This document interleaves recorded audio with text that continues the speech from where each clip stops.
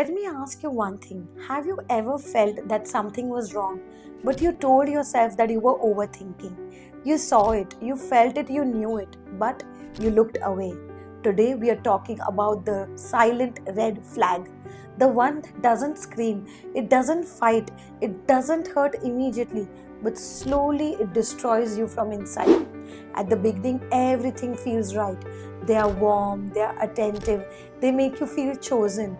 But then something shifts. They take hours to reply and they're active online.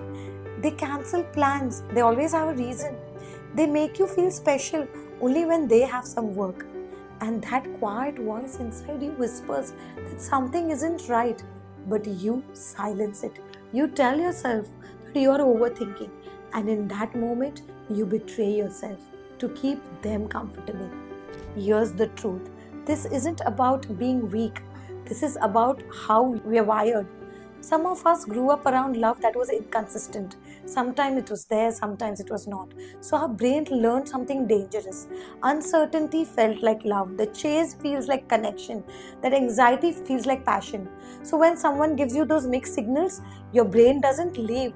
It says, this feels familiar, and familiar feels safe even when it's hurting you. Most people think that red flags are loud. Remember, they are not loud. The dangerous ones are quiet. They look like almost love, inconsistent. One day they are fully present, the next day they are distant. You're consistently trying to read their mood. That exhaustion is not love. Words that never become actions. They say sometimes you matter, but their actions don't match it.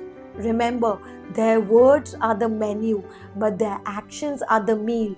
Never fall in love with the menu while you're sitting at an empty table. You feel anxious, not at peace. Real love feels like coming home.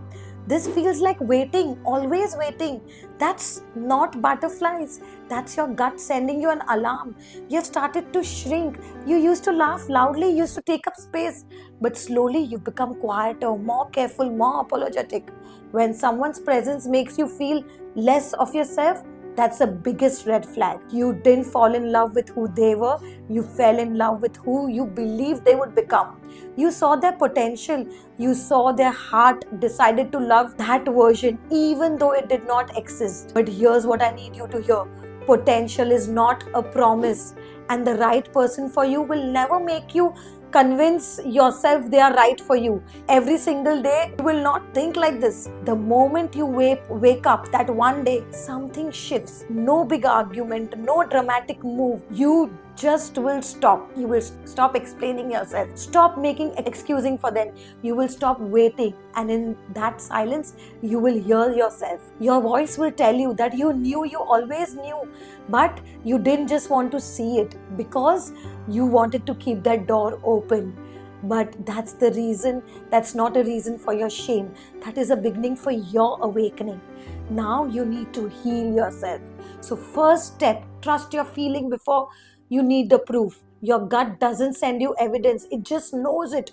Honor your gut feeling. Number two, watch what they do, not what they say. How do they show up when it's inconvenient? That is your answer. Three, stop romanticizing confusion.